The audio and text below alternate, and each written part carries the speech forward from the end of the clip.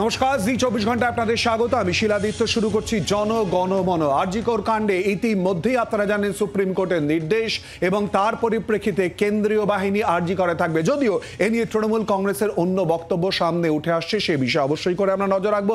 আর প্রতিবাদের ঝড় কিন্তু শুধুমাত্র কলকাতা রাজ্য নয়, দেশ এবং দেশের বাইরে সর্বত্র আছে পড়ছে। এবং তারই মধ্যে সন্দীপ ঘোষকে যেমন সিবিআই জিজ্ঞাসাবাদ চলছে, লালবাজার ইতিমধ্যেই ডেকে পাঠিয়েছে। আর এএসআই সিজিও কমপ্লেক্সে যেতে সাংবাদিক প্রশ্নের উত্তরে রীতিমতো দৌড় কেন?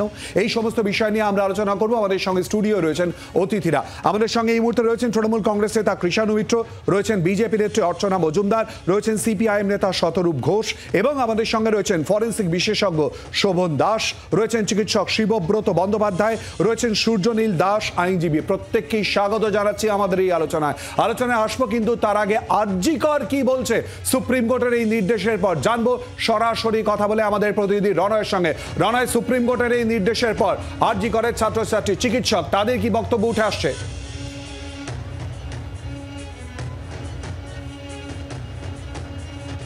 একদমই শিলাদিত্য, তোমাকে দেখাবো আন্দোলনরত যারা ছাত্র ছাত্রী রয়েছে, জুনিয়র সিনিয়র চিকিৎসকরা রয়েছেন, তারা কিন্তু আন্দোলন চালিয়ে যাচ্ছেন। কারণ গত 14ই আগস্ট তাদের ওপর যে হামলা হয়েছে তারপর থেকে তারা দাবি তুলেছে কলকাতা পুলিশের বদলে এখানে সেন্ট্রাল ফোর্স নিয়োগ করা হোক। এখানে যারা রয়েছে তাদের সঙ্গে কথা বলবো। আজকে উচ্চ আদালতে সওয়াল জবাব চলে, তোমরা যে দাবিটা করেছিলে কি বলবে এটা নিয়ে? বলার মতো যেটা যে আমরা প্রথমত দাবি করেছিলাম যা তার মানে শিখিভাগও ওনারা অ্যাড্রেস করেননি। তাও যেটা ভালো বলা যে সেন্ট্রাল ফোর্স ওনারা বলেছে এখানে মানে ডিপ্লয় করা, মানে এখানে রাখা হবে প্রত্যেকটা জায়গাতে, স্পেশালি আরজি করে। কিন্তু তাতেও যে আমরা কতটা সেফটি সিকিউরিটি হবে সেটা সন্দেহ আছে। আশা করি পরবর্তী হিয়ারিংয়ে এর চেয়ে বেটার কিছু। এখানে আরও অনেকে রয়েছে, তাদের সঙ্গে কথা বলবো। সিআইএসএফ বা সেন্ট্রাল ফোর্সে তোমাদের সুবিধা হয়? শুধু সেন্ট্রাল ফোর্স দিয়ে তো আমাদের সুবিধা হয় অবশ্যই, সেটাতে হয়তো সাময়িকভাবে সুবিধা হবে, কিন্তু আমরা চাইছি এই যে ঘটনাটা ঘটেছে এটা তদন্ত যত তাড়াতাড়ি সম্ভব হোক। আজ তো অনেকগুলো দিন পার হয়ে গেল, আরও কত দেরি হবে? একেবারেই রণা, আমাদের সঙ্গে থাকা অর্থাৎ ছাত্রছাত্রীদের বক্তব্য অতি দ্রুত বিচারের। আর সুপ্রিম কোর্টের এই নির্দেশ আরজি করে কেন্দ্রীয় বাহিনী। প্রথমেই এই নিয়ে প্রতিক্রিয়া নিয়ে নেব। অর্চনাদি, কি বলবেন এই নির্দেশের পর?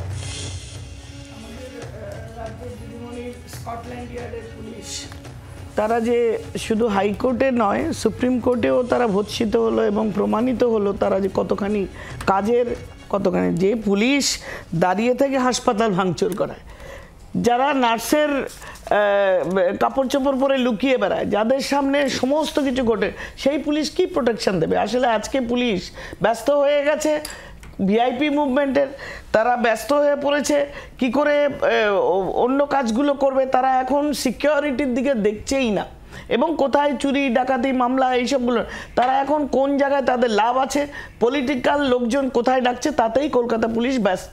এবং তারা তাদের মালিকের প্রভুর নির্দেশে, তাদের যখন কমিশনার পুলিশকে তাদের মালিক নির্দেশ দেয়, কেন্দ্রীয় বাহিনী মোতায়েনের সুপ্রিম কোর্টের এই নির্দেশে কি মনে হচ্ছে? দেখুন, কেন্দ্রীয় নির্দেশ তো সুপ্রিম কোর্টের তো নিশ্চয়ই তাদের অবজারভেশন সবার উপরে। সুপ্রিম কোর্টের অবজারভেশনে বোঝা যাচ্ছে যে আরজিকরের প্রোটেকশন দিতে স্টেট পুলিশ ব্যর্থ, এটা প্রমাণিত। এই প্রমাণ হবার পরে অল্টারনেট কি? অল্টারনেট মুখে চলে এলো সিআইএসএফ, সেন্ট্রাল ইন্ডাস্ট্রিয়াল যে ফোর্স আমরা দেখি। এবার তাহলে তারা কি করবে? তার পুলিশটা, থানাটা হলো স্টেটের, সিআইএসএফ সে কাজ করবে, সেখানে ভালো হবে। এটা একটা experimental, not that the whole state is দিল্লির মতো যে পুরোটাই দিল্লি পুলিশ কেন্দ্রীয় বাহিনী, সেটা তো নয়। সুতরাং স্টেট পুলিশ কি করবে? তাদের কাজ এই কোঅর্ডিনেশন করা। এটা কিভাবে একটা সেট আপ হবে, সুপ্রিম কোর্ট নিশ্চয়ই পরবর্তীকালে সেগুলো বলবে এবং সেগুলো করবে, এবং এমন কিছু করবে যাতে আরজি করে আগামী দিনে আর কোনো আমার ছোট বোনকে তার অকালে এইভাবে বিভৎসভাবে অত্যাচারিত হয়ে তাকে খুন হতে হবে না। তার জীবন, তার স্বপ্ন, পালমোনোলজিস্ট একজন হওয়া, সেগুলো যেন স্বপ্নটা হওয়ার আগেই যাতে অঙ্কুরে বিনাশ না হয়। এবং পুলিশ দাঁড়িয়ে, প্রশাসন দাঁড়িয়ে, প্রিন্সিপাল দাঁড়িয়ে, যারা আজকে মানে বলে না শস্যের মধ্যে ভূত, তারা দাঁড়িয়ে থেকে যে ঘটনাটা ঘটালো, এটা তো আমরা ফেরত পাবো না। এবং সারা পৃথিবীকে নাড়িয়ে দিয়েছে এই ঘটনা। এটা তো কোনো দলের, কোনো রাজনীতির, কোনো মানুষের ব্যক্তিগত নয়। এটা আমার রাজ্যে, আমার মায়ের, আমার বোনের, আমার বাড়ির, আমরা প্রত্যেকে ভীত, প্রত্যেকে আতঙ্কিত। আমার মেয়েকে আমি হাসপাতালে পাঠাতে ভয় পাই, আমার মেয়েও ডাক্তার। রাত্রিবেলা নাইট ডিউটি পড়লে সেও একটা জায়গায় আছে, আমি পাঠাবো না, ঠিক করে নিয়েছি। যতদিন না এই সরকার বদল হবে, এই পুলিশ মন্ত্রী, এই স্বরাষ্ট্রমন্ত্রী, এই স্বাস্থ্যমন্ত্রী তার অন্যের মেয়েকে নিজের মেয়ের মতো বা নিজের মতো করে তার প্রাণের মূল্য বুঝবে এবং মূল্যায়ন করার জন্য যেই ব্যবস্থা, যেই ইন্টেলিজেন্স, যেই ইনফ্রাস্ট্রাকচার দরকার সেগুলো করতে পারবে, ততদিন সত্যি আপনি আপনার মেয়েকে ছেড়ে বুকে আপনি রাতে ঘুমোতে পারবেন না। শতরূপ, দেখুন, হাইকোর্টের পরে সুপ্রিম কোর্টও আজকে এই প্রশ্নটা করলো যে সন্দীপ ঘোষকে কেন আবার সে নিজে রিজাইন করতে বাধ্য হওয়ার কয়েক ঘন্টার মধ্যে তাকে আবার একটা প্রাইস পোস্টিং দেওয়া হলো। সরকার কি এরকমভাবে মানে উটের মতো বালিতে মুখ গুঁজে থাকবে, উত্তর দেবে না এবং আমরা প্রশ্ন করতে করতে একটা সময় ক্লান্ত হয়ে প্রশ্ন করা ছেড়ে দেবো? নাকি এই প্রশ্নের উত্তর ওদেরকে দিতে বাধ্য করতে হবে? যে প্রশ্ন হাইকোর্টও করেছে, সুপ্রিম কোর্টও করেছে। এক, দ্বিতীয় কথা, একটা ফুটবল ম্যাচকে, মোহনবাগান ইস্ট বেঙ্গলের ম্যাচকে ওটা বাতিল করে দিল, পুলিশের কাছে নাকি ইনপুট ছিল ওখানে নাকি বিরাট কোনো নাশকতা হবে, কোনো নাশকতা হলো না। আর সত্যি সত্যি আরজি করে যে ভাঙচুরটা ঘটলো, অ্যাকচুয়ালি যে নাশকতাটা হলো তার পুলিশের কাছে কোনো ইনপুট ছিল না। হাজার হাজার লোক জড়ো হয়ে গিয়ে ঢুকে নাশকতা করলো, তার কোনো ইনপুট ছিল না। যে পুলিশ যে ঘটনাটা ঘটবে তার ইনপুট পায় না, আর যে ঘটনাটা ঘটবে না তার ইনপুট পেয়ে যায়, সেই পুলিশকে আপনি কতটা যোগ্য মনে করেন? 2 নম্বর কথা। 3 নম্বর কথা, আজকে সুপ্রিম কোর্ট এই প্রশ্নটা তুলেছে, মৃতদেহকে সৎকারের জন্য হ্যান্ডওভার করে দেওয়ারও 3 ঘন্টা পরে কেন এফআইআর রেজিস্টার্ড হলো? আর এই মমতা ব্যানার্জির পুলিশকে আমরা দেখেছি সন্দেশখালীর ঘটনার সময় নিরাপদ সর্দারের নামে আগে এফআইআর করেছে, তারপরে তার বিরুদ্ধে কমপ্লেন জমা করেছে। এই হচ্ছে এক মমতা বন্দ্যোপাধ্যায় পরিচালিত পুলিশ। ওরা বসিরহাটের পুলিশ ছিল, এটা কলকাতার পুলিশ। 3 নম্বর কথা।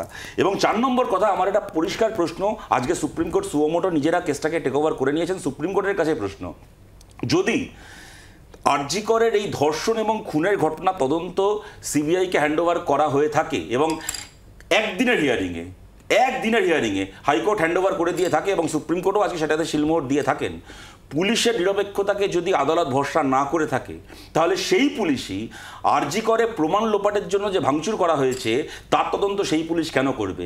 পুলিশ যদি আজকে ধর্ষণ এবং খুনের তদন্তের প্রশ্নে নিরপেক্ষ না হয়ে থাকে, তিনি যদি মমতা বন্দ্যোপাধ্যায়ের হোক কি যে কোনো ব্যবস্থা দ্বারা পরিচালিত হয়ে থাকে, তাহলে সেই পুলিশ যখন মমতা বন্দ্যোপাধ্যায়ের সমাবেশে দাঁড়িয়ে বলে দিচ্ছেন যে রামবাম মিলে ভাঙচুর করেছে, এরপরে সে তার আন্ডারে থাকা পুলিশ কতটা নিরপেক্ষ তদন্ত করতে পারবে? একই ঘটনায় একটা দিকে তদন্ত করার জন্য পুলিশকে আপনারা ভরসা করছেন না, সিবিআইকে দিচ্ছেন, তাহলে অন্য তদন্তটা কেন পুলিশের হাতে ছেড়ে রেখেছেন? আমার এই প্রশ্ন, এই প্রশ্নগুলোর উত্তর চাই। কৃষাণু আসবো, তার আগে আমরা শুনে নেব সুপ্রিম কোর্টের এই নির্দেশ নিয়ে ধর্মেন্দ্র প্রধান তিনি ঠিক কি জানিয়েছেন আমাদেরকে। बंगाल सरकार की जो संवेदनहीनता, लापरवाही और सारा चीज़ों को लिपापोती करने की एक अनसक्सेसफुल प्रयास किया गया था, कई सारे विषयों में जो हम अभी तक जानकारी ले पा रहे हैं, कोर्ट ने सारा विषय को ही एक मूल प्रश्न करके रखा है। ये प्रमाणित करती है बंगाल सरकार चीज़ों को छुपाने के लिए एक नाकाम कोशिश किया है। কৃষাণু, সুপ্রিম কোর্টের নির্দেশ ইতিমধ্যে আরজি করে কেন্দ্রীয় বাহিনী মোতায়েনের জন্য। না দেখো, প্রথম কথা হচ্ছে যে আজকে যতটা সুপ্রিম কোর্টের নির্দেশটা পড়ছিলাম তার ভিত্তিতে সুপ্রিম কোর্ট কোনো রাজ্য সরকারকে ভর্ৎসিত করেনি, আর এটাতেও উপনীত হয়নি যে রাজ্য সরকারের তরফ থেকে কোনো গাফিলতি বা কোনো অন্যায় বা ইল্লিগাল কাজ হয়েছে। বরঞ্চ রাজ্য সরকার থেকে সুপ্রিম কোর্ট জবাব চেয়েছে।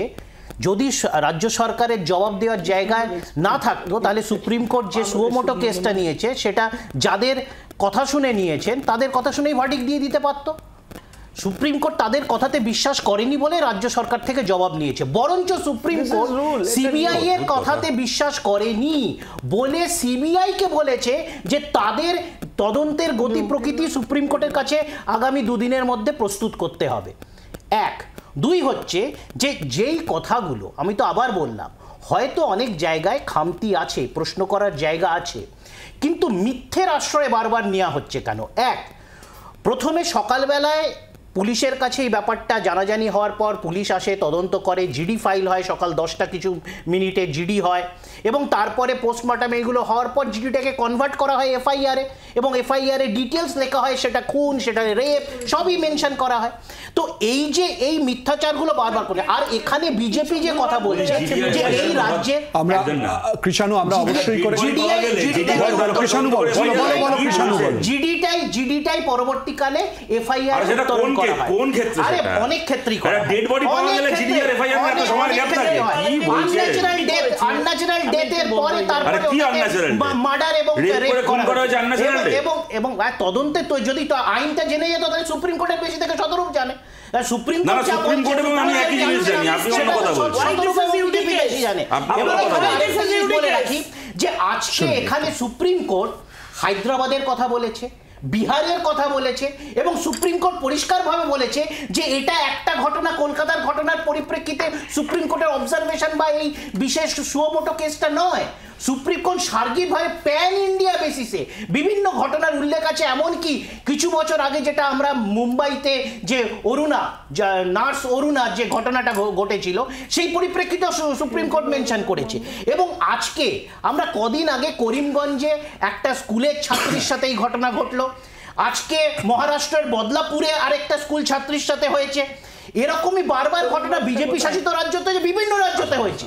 কিন্তু এইখানে বিজেপিকে হলপ করে বলতে পারি যে আমরা রেপ এবং মার্ডারের ঘটনার মাপকাঠিটা কি, আমরা তো ফাঁসি চাইছি, কিন্তু ওরকমই রেপ এবং মার্ডারের অপরাধী যে কনভিক্টেড, অভিযুক্ত নয়, কনভিক্টেড বাবা রাম রহিমকে গত 4 বছরে আমরা অন্য প্রসঙ্গে বা প্রসঙ্গান্তরে যাবে না, এই পুরো বিষয়ে আমরা থাকার চেষ্টা করব। তোমার এই বক্তব্যের পরিপ্রেক্ষিতে অনেকগুলো প্রশ্ন উঠে আসছে। না না না না না, কারো কাছে আসবো না, কারো কাছে আসবো না।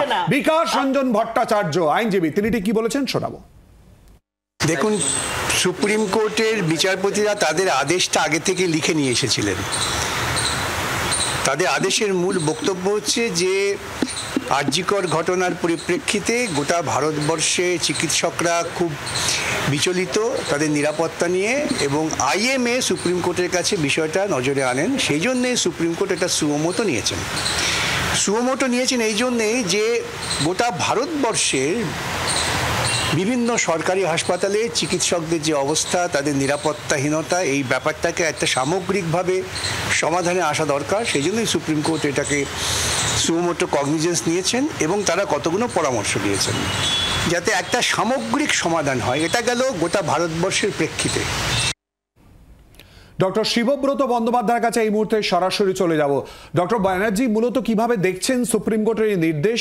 আরজি করের প্রাক্তনী হিসেবে সেই আরজি করেই কেন্দ্রীয় বাহিনী মোতায়েনের জন্য ইতিমধ্যেই নির্দেশ, কি বলবেন? সরাসরি একটা কথাই বলি যে আজকে তো সুপ্রিম কোর্ট থেকে অনেকগুলো নির্দেশ বেরিয়েছে, কিন্তু তার মধ্যে আমার কাছে দুটো নির্দেশ খুব ভালো লেগেছে। মানে দুটো বাক্য, একটা বাক্যে বলা হয়েছে যে এটা একটা ভয়ঙ্কর ঘটনা, ভয়াবহ ঘটনা। সর্বোচ্চ আদালত পশ্চিমবঙ্গে যে ঘটনাটা ঘটেছে এটাকে একটা ভয়াবহ ঘটনা হিসাবে চিহ্নিত করছে। এই কথাটা কিন্তু আমাদের মনে রাখতে হবে। আর একটা কথা খুব ভালো বলেছেন, আমাদের কি আরো একটা ধর্ষণের জন্য অপেক্ষা করতে হবে? আমাদের কি আরো একটা ধর্ষণের জন্য, কবে আর একটা ধর্ষণ হবে সেটার জন্য অপেক্ষা করতে হবে?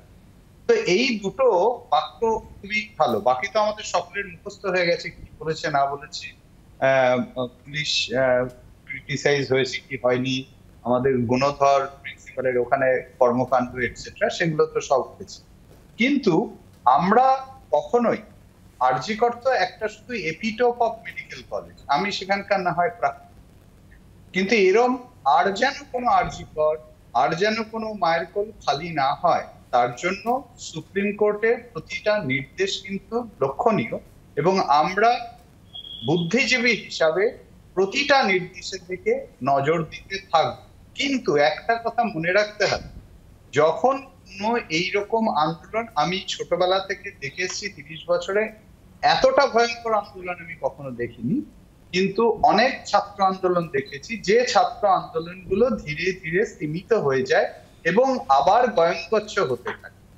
তো এই যে কথাগুলো এখন বলা হচ্ছে বা সুপ্রিম কোর্টের এই যে নির্দেশগুলো আছে, সেই নির্দেশগুলো কতটা অ্যাপ্লিকেবল হচ্ছে, এবং যে ছাত্ররা এজিটেট করছে বা আন্দোলন করছে তারা কিন্তু এখনো কনভিন্সড নয়। আপনি বোঝার চেষ্টা করুন, তারা কিন্তু এখনো তাদের সিজওয়ার্ড তোলেনি এবং তাদের তোলার কোনো মানসিকতাও লক্ষ্য করা যাচ্ছে না। একটু আগে আপনাদের প্রতিবেদনে দেখালে যে তারা যেভাবে সুপ্রিম কোর্টে বয়ানের আদান প্রদান হয়েছে তাতে তারা কিন্তু মোটেও খুশি নয়। ডক্টর ব্যানার্জি, একটুখানি আটকাচ্ছি, ছাত্রছাত্রীদের বক্তব্য এবং চিকিৎসকদের বক্তব্য যারা আরজি করে রয়েছেন তাদের কথা তুলে ধরবো। As senior doctor, senior physician হিসেবে এই প্রশ্নটা আমাদের তরফ থেকে থাকবে। আমরা যারা আজকে এই মুহূর্তে রয়েছে, অর্চনা দি, আপনারা সবাই চিকিৎসক, ডক্টর শোভন দাস, সেই জায়গায় থাকবে এই যে কর্মবিরতির জায়গাটা, এটা নিয়েও কিন্তু একটা প্রশ্ন কিন্তু থাকবে। আমি আসবো, তার আগে এই মুহূর্তে আমাদের সঙ্গে রয়েছেন সূর্যনীল দাস, আইনজীবী। সূর্যনীল বাবু, সুপ্রিম কোর্টের আজকের ভার্ডিক্ট এবং তার আগের অবজারভেশনে মূলত গুরুত্বপূর্ণ দিক কি কি উল্লেখ করা হলো? শিলাদিত্যদা, সুপ্রিম কোর্ট যে সুমোটো কগনিজেন্স নিয়েছে এটা খুবই ভালো একটা দৃষ্টান্তমূলক সিদ্ধান্ত। আমি একটা জিনিস, মানে সুপ্রিম কোর্টের অবজারভেশনস গুলো এগোনোর আগে আমি একটা জিনিস একটুখানি ক্লারিফাই করতে চাই বা বলতে চাই। এখানে একজন যিনি রুলিং পার্টির যিনি রিপ্রেজেন্টেটিভ আছেন, উনি বিভিন্ন কথা বললেন যে সুপ্রিম কোর্টও অনেক বিভিন্ন জায়গায় বেঙ্গলের বাইরে যেখানে এরকম ঘটনা ঘটেছে, ধর্ষণের ঘটনা, সেগুলোর এক্সাম্পল দিলেন। কিন্তু উনি একটা জিনিস ভুলে গেলেন যে ওখানে কেউ কিন্তু গভর্নমেন্টকে ব্লেম করছে না যে রেপটা কেন হয়েছে, কারণ এটা একটা সোশ্যাল ইভেল অফকোর্স, বাট এটার থেকে বেরিয়ে আসার সলিউশন হচ্ছে যে ডেটারেন্ট করা। তো উনি এইটা দেখলেন না যে ইউপিতে আজকের দিনে রেপ হলে যে করছে তার কিন্তু একটা এনকাউন্টার হয়ে যায়।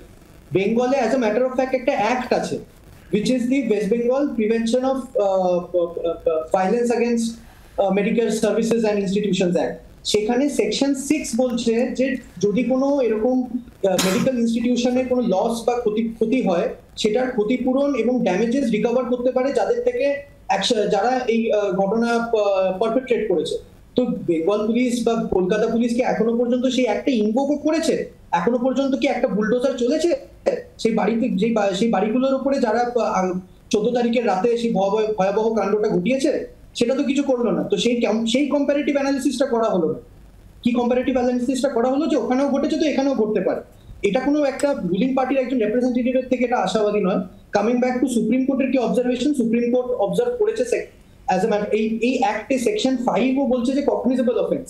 তো পুলিশ ডাইরেক্টলি এফআইআর রেজিস্টার করে সেটা এই সেকশন 6 এ অ্যাকশন নিতে পারে। তো ন্যাশনাল টাস্ক ফোর্স যেটা সুপ্রিম কোর্ট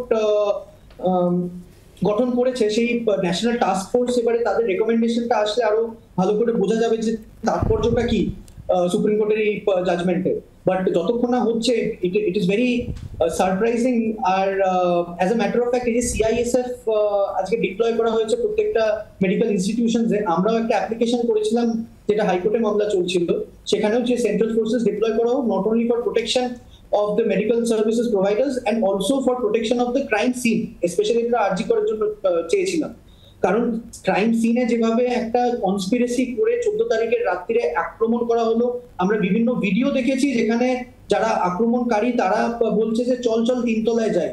মানে ভগবানের এটাই লীলা যে বাংলা আর ইংলিশের মধ্যে 3 তলা আর 3rd ফ্লোর ভুলিয়ে গিয়ে ওরা ইএনটি যেটা 3 তলায় আছে বাংলা। সূর্যনীল বাবু, কেন কনস্পিরেসি কথা বলছেন আমরা জানার চেষ্টা করব, কিন্তু তার আগে নির্যাতিতা চিকিৎসকের বাবা মা তারা কি বলেছেন আজ শোনাবো। বিকাল 5টার সময় 5:30টার সময় এফআইআর করে, কিন্তু ওরা কখন আমরা অ্যাপ্লিকেশনটা দিয়েছি ওরা কখন এফআইআর নিয়েছে টোটালি ওদের ব্যাপার। আরো টোটাল ডিপার্টমেন্টকে তো আমরা প্রথম থেকে দায়ী করি। আর কেন আমাদের ডিপার্টমেন্টের উপর সন্দেহ হচ্ছে বলে বিভিন্ন রকম ভাবে এটা বিচার বিভাগ বিষয়ে ব্যাপার।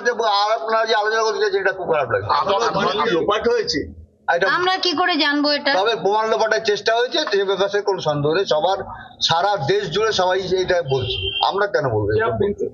प्रिंसिपल के हाथ इसके पीछे है প্রমাণ লোপাটের? সে প্রিন্সিপাল শাস্তি পাবে প্রমাণ লোপাট করলে আমাদের। হ্যাঁ, রাজ্যপালের সঙ্গে ফোনে কথা হয়েছে এবং উনি আমাদের পাশে আছেন, সেটাই আমাদের বাড়িতে আসবেন বলেছেন এবং আমাদের সঙ্গে দেখা করবেন সেটাও বলবেন। না, সেটা বলেননি। होम मिनिस्टर और वाइस प्रेसिडेंट से भी मुलाकात किया है उन्होंने और इसके बारे में हर बात बताया है। क्या कहना चाहेंगे? वो तो हमका पास आएंगे और हमको बोलेंगे बस नमस्ते। अभी आपको फोन করেছিল রাজ্যপাল ঘন্টা খানেক আগে না রাজ্যপাল। শোভনবাবু, বিচারের দাবিতে রাস্তায় কলকাতা, রাজ্য, দেশ, এমনকি বিদেশেও এরই মধ্যে যে প্রশ্নটা কিন্তু বারবার করে উঠে আসছে, এক ব্যক্তির দ্বারা নাকি একাধিক, আপনি কি বলবেন? এই কথায় আসার আগে আমি একটা কথা বলি। এক কন্যার পিতা হিসেবে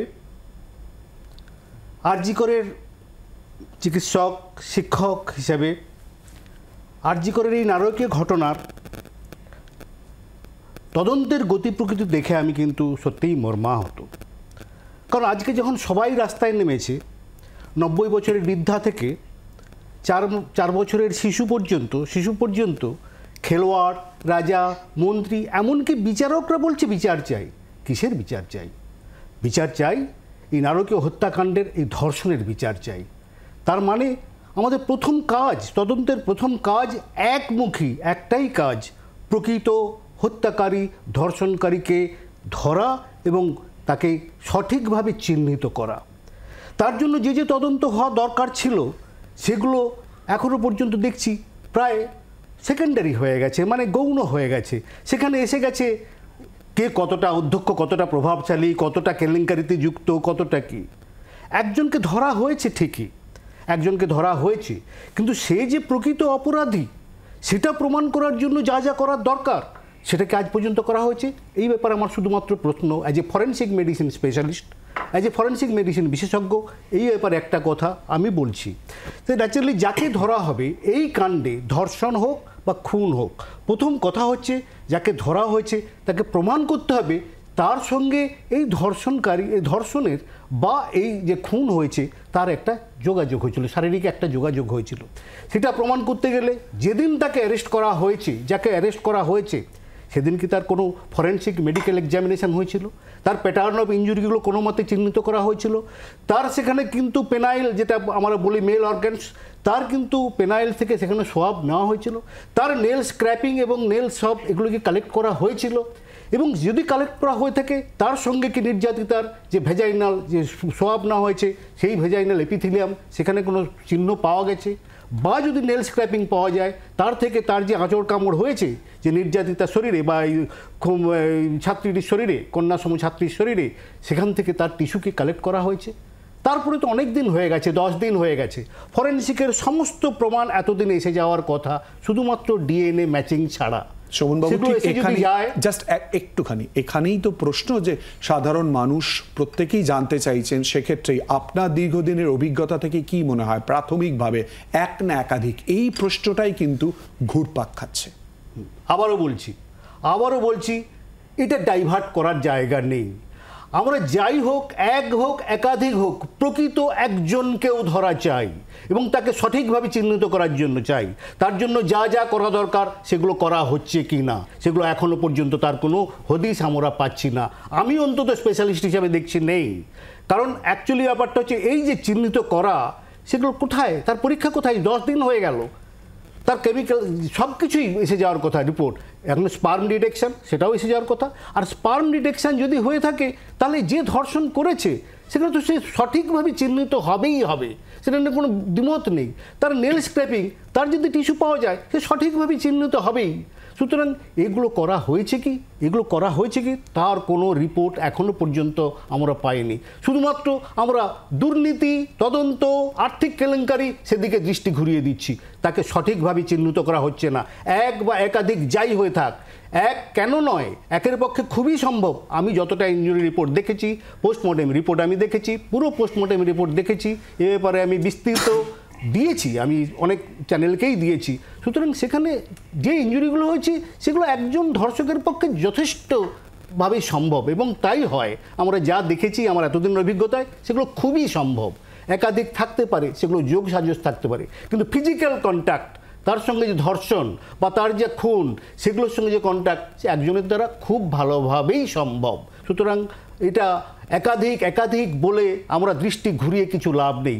একজনকে সঠিকভাবে চিহ্নিত করা হোক, যে ধর্ষণকারী, যে খুনি, এবং তার বিচারের তার কোনো ব্যাপার নেই। দাবি করার তো কোনো ব্যাপার নেই। ধর্ষণেরও শাস্তি ফাঁসি আর খুনেরও শাস্তি ফাঁসি তো তার হবে, এটা দাবি করার কি আছে?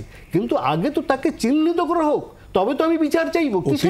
বিচারের দাবি, এবং সেই জন্যই কিন্তু পথে নেমেছেন আপামর বাঙালি শুধু নয়, বিভিন্ন জায়গাতেই যে ছবি দেখা যাচ্ছে, যে কথা বারবার বলছি এবং ছবিও তুলে ধরছি। আর এই বিচারের দাবিতে বিভিন্ন জায়গায় রাস্তার নামার ছবি এবং তারই সঙ্গে নানান বিষয় চলে আসছে আলোচনার জায়গায়। আসবো একটা বিরতির পর, সঙ্গে থাকুন।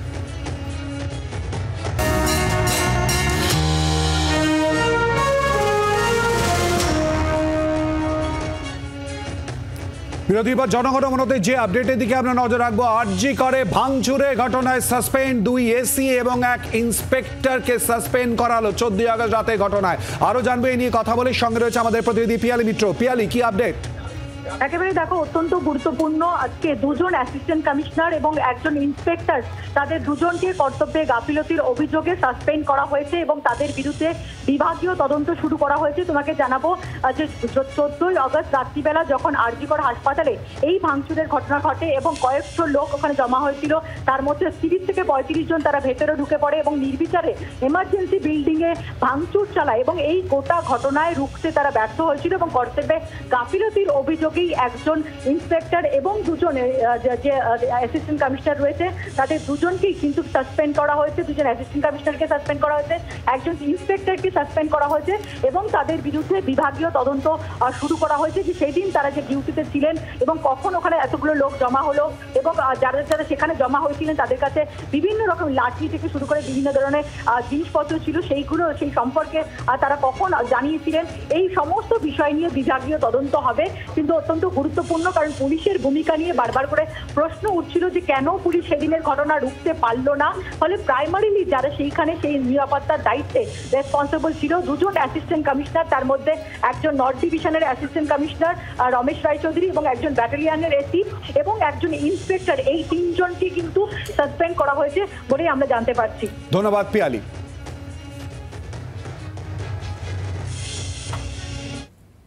আর এই ঘটনার পর ইতিমধ্যে আমরা দেখেছি বিভিন্ন ক্ষেত্রে যেমন প্রতিবাদের ঢেউ আছে পেড়েছে এবং তারই সঙ্গে কিন্তু তৃণমূল কংগ্রেসের অনেক নেতা নেত্রী তাদের বক্তব্য সামনে এসেছে। তৃণমূলের রাজ্যসভার সাংসদ সুখেন্দু শেখররা একটি পোস্ট করেছিলেন, যা নিয়ে কিন্তু বক্তব্য সামনে এসেছিল, যদিও পোস্ট ডিলিট করেছেন, কিন্তু তার অবস্থান নিয়ে কি বলেছেন তিনি শোনাবো।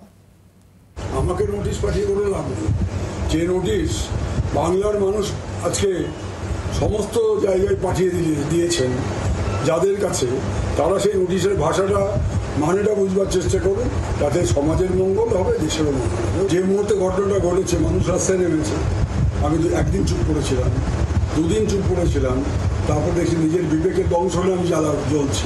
আমি একটা অসুস্থ লোক, আমাকে তো আমি আজকে দুরন্ত ঘোড়ার মতো ছুটতে পারবো না। তৎসত্ত্বেও আমি আমার সীমিত ক্ষমতার মধ্যে দিয়ে সামান্য কয়েকজন বন্ধু বান্ধব পাড়া প্রতিবেশীকে ডেকে আমি নেতাজি স্ট্যাচুর নিচে বসেছি। এই মুহূর্তে আমাদের সঙ্গে সরাসরি আলোচনায় যোগ দিয়েছেন আইনজীবী কল্যাণ বন্দ্যোপাধ্যায়। কল্যাণ, আপনাকে স্বাগত জানাচ্ছি। সুপ্রিম কোর্টের এই নির্দেশ কেন্দ্রীয় বাহিনী মোতায়েনের জন্য আরজি করে কিভাবে দেখছেন?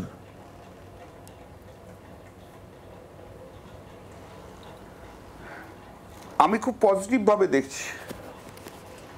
সুপ্রিম কোর্ট যেটা আজকে গোটা ম্যাটারটা কনসিডার করছে, এটা একটা সারা ভারতবর্ষের সমস্ত ইনস্টিটিউশনাল, মেডিকেল ইনস্টিটিউশনাল জায়গাতে যে সমস্যা হচ্ছে তার পরিপ্রেক্ষিতে দেখছে। সুপ্রিম কোর্ট বলছে unrestricted access to every part of the healthcare institutions has made healthcare professionals susceptible to violence. এটা হচ্ছে সারা ভারতবর্ষ ব্যাপী সমস্ত রকম মেডিকেল ইনস্টিটিউশন বলুন, প্রাইভেট মেডিকেল ইনস্টিটিউশন বলুন, সব জায়গাতে যেভাবে মানুষ অ্যাক্সেস রয়ে যাচ্ছে, সেটা এমনি সাধারণ রুগীদের অ্যাক্সেস, এমনি মানুষের অ্যাক্সেস, কর্মচারীদের অ্যাক্সেস, এই সব নিয়ে সুপ্রিম কোর্ট একটা ন্যাশনাল পলিসি বানাতে চাইছে, কি করে এই ইনস্টিটিউশনগুলোকে কি করে সিকিউরিটি অ্যান্ড সেফটি দেওয়া যায়। এই রাজ্যের ক্ষেত্রে সরকার যদি আগে থাকতে ব্যবস্থা নিত, তাহলে কি এই ঘটনা এড়ানো যেত বলে মনে হয় না কল্যাণদা? সারা ভারতবর্ষব্যাপী যদি এরকম ব্যবস্থা হতো, তাহলে সারা ভারতবর্ষের কোথাও কোনো ঘটনা ঘটতো না কোনো ইনস্টিটিউশনে। সুপ্রিম কোর্ট যখন কনসিডার করেছে, তখন তো ধরুন আগে পুরনো একটা ওয়েস্ট বেঙ্গলের কেস বলেছে, বিহারের কেস বলেছে, তারপরে উত্তরপ্রদেশের কেস বলেছে, বিভিন্ন কেস বলেছে। সারা ভারতবর্ষব্যাপী যদি ধরতে হয়, তাহলে সেই পরিপ্রেক্ষিতে সব জায়গাতেই নেই। এটা তো সুপ্রিম কোর্টের একটা ওপিনিয়ন হয়েছে। It is not about only the RG Kar, it is not about only the RG Kar, it is about the all institutionals, medical institutionals all over the India. পুলিশের ভূমিকা নিয়ে কি কোথাও প্রশ্ন উঠছে না কল্যাণদা? পুলিশের ভূমিকা নিয়ে মনে করি যে আপনার সঙ্গে যখন কথা বলছি তার একটু আগেই দুজন এসি এবং একজন ইন্সপেক্টরকে ইতিমধ্যে সাসপেন্ডও করা হয়েছে কল্যাণদা। হ্যাঁ, পুলিশের ভূমিকা নিয়ে প্রশ্ন উঠেছে বলেই তো আজকে কলকাতা হাইকোর্টও সেদিনকে সিবিআইকে দিয়েছিল, আর পুলিশের বিরুদ্ধে প্রশ্ন উঠেছে বলেই এটা লিখেছে। কিন্তু এটা প্রাইমা ফেসি, আজকে সুপ্রিম কোর্ট যেটুকু লিখেছে সেটা হচ্ছে প্রাইমা ফেসি। কারণ হাইকোর্ট, সুপ্রিম কোর্ট রাজ্য সরকারকেও দুদিন টাইম দিয়েছে তাদের স্ট্যাটাস রিপোর্ট দিতে। আজকে তো স্ট্যাটাস রিপোর্টটা নেই, কী ঘটেছিল, কোন সময় কি ঘটেছিল, কেন ঘটেছিল। সারা পশ্চিম কলকাতা ব্যাপী অসংগঠিত আন্দোলন হয়েছে, তাদের জন্য পুলিশকে রাখতে হয়েছে। তারপর কি আছে সেটা সরকার থেকে বলবে। তুমি আমাকে জিজ্ঞেস করলে সুপ্রিম কোর্টের অর্ডার অনুযায়ী আমার কি মতামত, সেটা আমি মতামতটা তোমাকে দিচ্ছি না। কল্যাণদা একটু আগে এখন যেটা বললে যে হ্যাঁ সাসপেন্ড হয়েছে, তার মানে কি রাজ্য সরকার নিজেরা মনে করছে যে হ্যাঁ এই পুলিশ কর্মীদের কিছু ডেরিলিকশন অফ ডিউটি রয়েছে, তাই জন্য তো সাসপেন্ড করেছে, ডিসিপ্লিনারি প্রসিডিং ইনিশিয়েট করেছে রাজ্য সরকার। তাহলে 14ই আগস্ট রাতের ঘটনার আগে আরো বেশি পরিমাণে ব্যবস্থা নিলে কি এড়ানো যেত না কল্যাণদা? আজকে সাসপেন্ড করা হলো।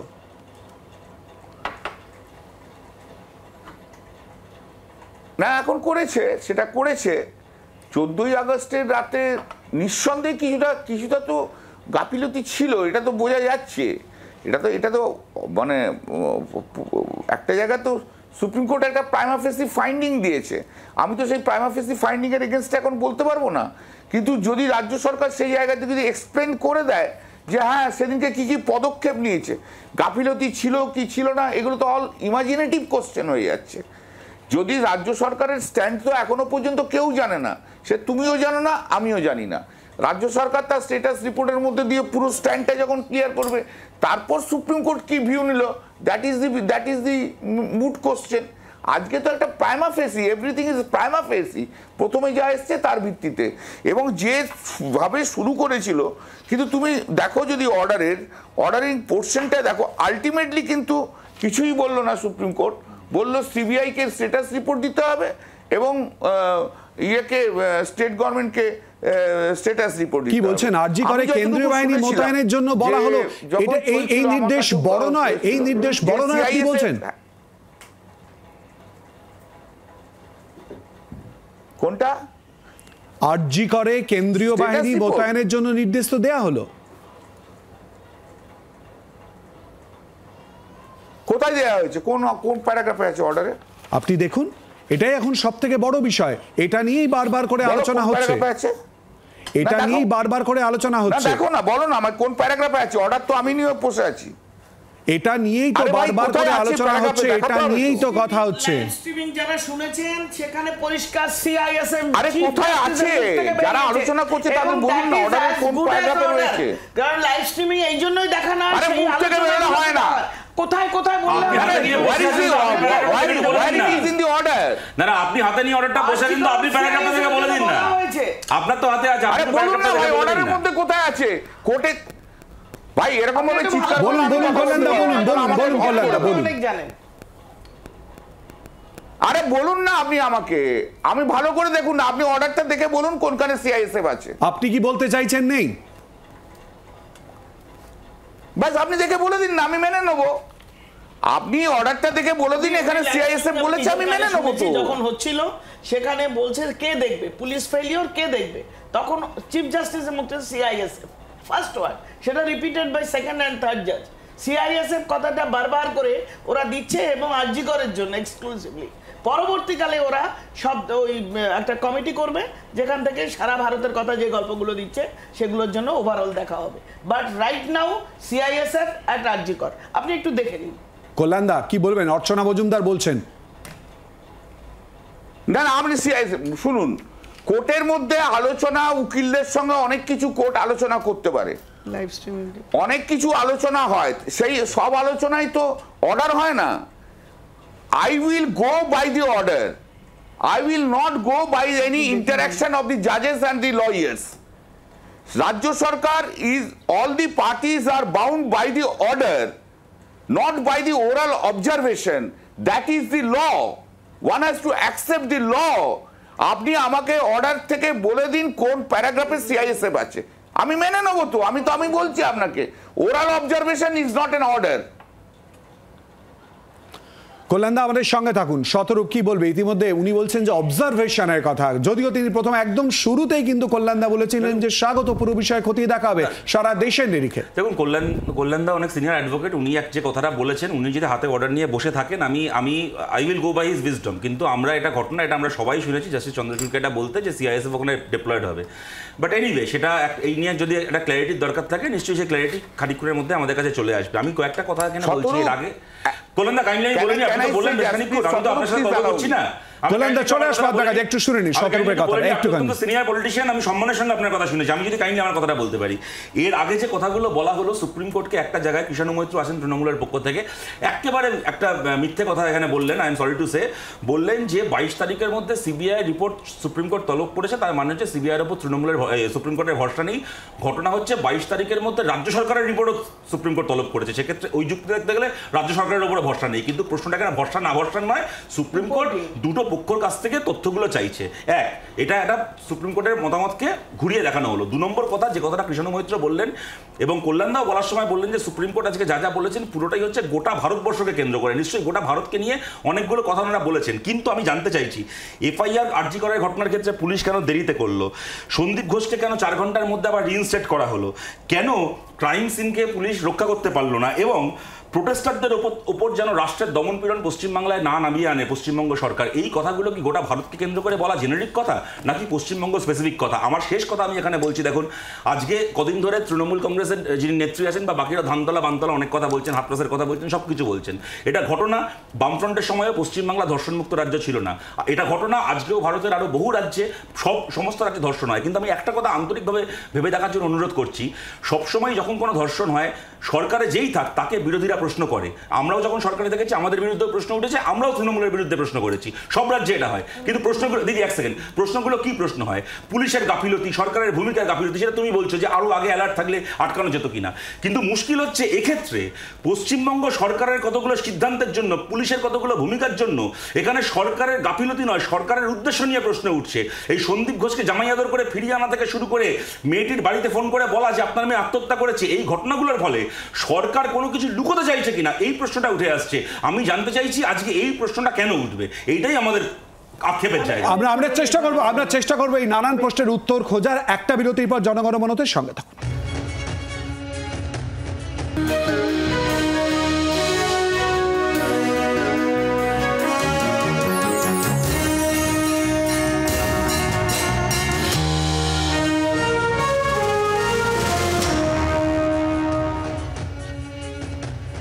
যেহেতু কল্যাণদা প্রকাশ্যে পুরো বিষয়টা নিয়ে আসার চেষ্টা করেছেন, প্রকাশ্যে তো বসেই, বিশেষ করে ভার্ডিক্ট, আমি মোবাইলে খুব ছোট লেখা, এগুলো দেখা বা দেখানো কোনোটাই আমার পক্ষে সম্ভব নয়, নিশ্চয়ই পুরোটা আমরা তুলে ধরবো।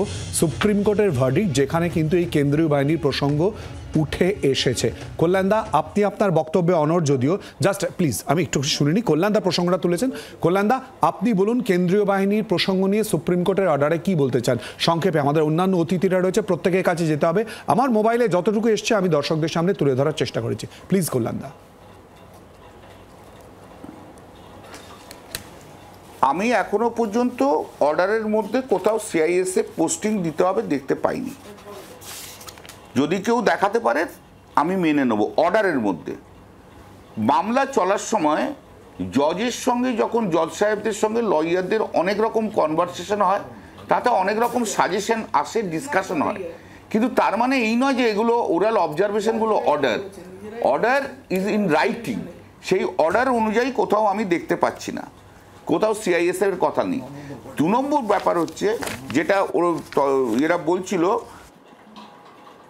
হচ্ছে সেটা যে এটা হচ্ছে ইউজুয়াল কোর্সে কল্যাণদা আমি একটুখানি আটকাচ্ছি। কল্যাণদা, আমার সময় সংক্ষিপ্ত, প্রত্যেকের কাছে যেতে হবে। আপনি জানতে চেয়েছিলেন কত নম্বর প্যারা, কত নম্বর পয়েন্ট?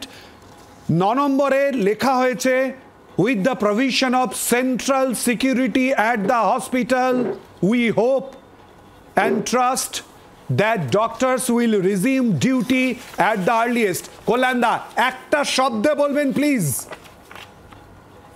বলুন সরি। মানুষকে ভুল দেওয়া কোনখানে কত প্যারাগ্রাফ 9 কত বলো? 9 নম্বরে লেখা রয়েছে with the provision of central security at the hospital we hope and trust that the doctors will resume duty at the earliest. Page paragraph 9 কোথায় পেজ 5 কল্যাণদা আপনি প্লিজ দেখে নিন। আমি একটু অতিথি এখানে চট করে প্রতিক্রিয়া নিই। অর্চনাদি প্লিজ সংক্ষেপে এক লাইনে অর্চনাদি প্লিজ। এক লাইনে তো বলা যাবে না। আমি বলছি যে নিজের কর্মক্ষেত্রে রাত্রিবেলা কাজ করতে গিয়ে যে উডবি পালমোনোলজিস্ট মেয়েটা যেভাবে নৃশংসভাবে মারা গেল, আমার বাড়িতে আমার মেয়ে আছে, সেও রাতে ডাক্তার ডিউটি করতে যায়। আমি তিনজন চিকিৎসকের প্রতিক্রিয়া নেব।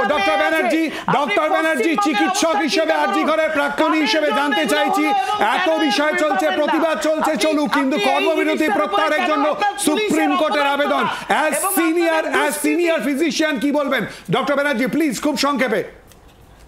যদিও কর্মবিরতি নিশ্চয়ই কোথাও একটা থামবে বা থামতে হবে সেটা, কিন্তু যে ছাত্ররা আন্দোলন করছে তাদের জন্য নিরাপত্তা এবং প্রপার জাস্টিস সেটা যতক্ষণ না পুরোপুরি এনশিওর্ড হচ্ছে ততক্ষণ তাদের পক্ষে সত্যিই পুরোপুরি কর্মবিরতিতে মানে তুলে নেওয়া তাদের পক্ষে সম্ভব নয়।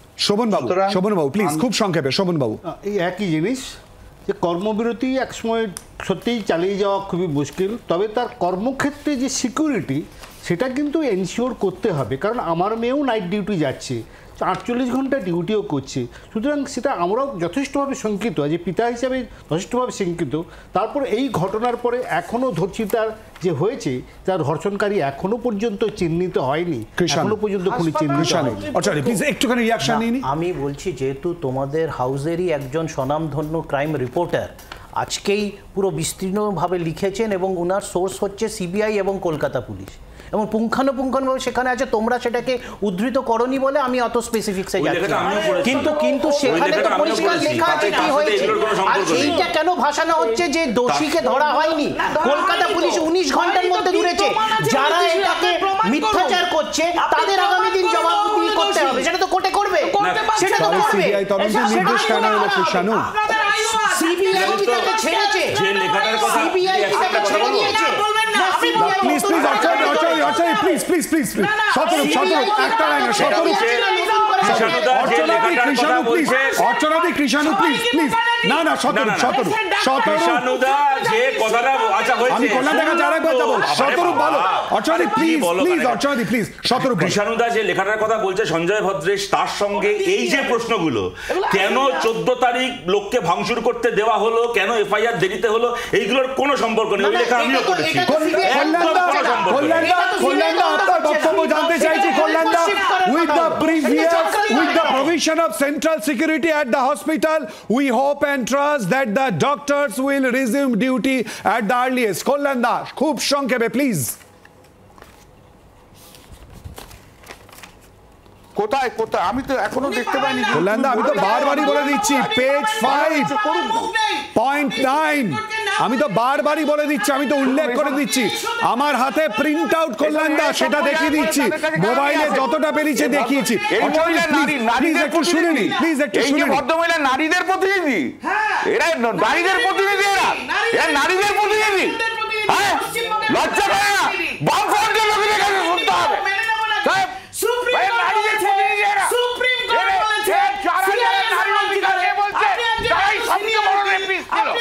বাজে কথা বলবেন না।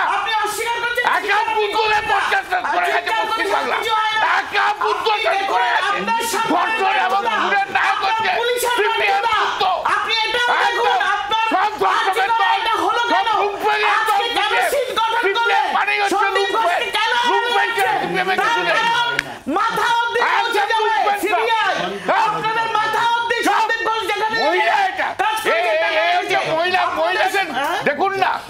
চেষ্টা করব অতি দ্রুত যাতে পুরো বিষয় নিয়ন্ত্রণে আসে সেদিকে কি হচ্ছে প্রশাসনের তরফ থেকে ব্যবস্থা, এবং তারই সঙ্গে কিন্তু মূলত প্রতিবাদের ঢেউ যে আসছে পড়েছে বিভিন্ন জায়গায় তার ছবিও তুলে ধরছি, আর তারই সঙ্গে সুপ্রিম কোর্টের এই নির্দেশ এবং এরপর মূলত কি ব্যবস্থা নেওয়া হয় তার জন্য কিন্তু অপেক্ষা এবং পরিস্থিতির দিকে নজর থাকবে জি 24 ঘন্টারও।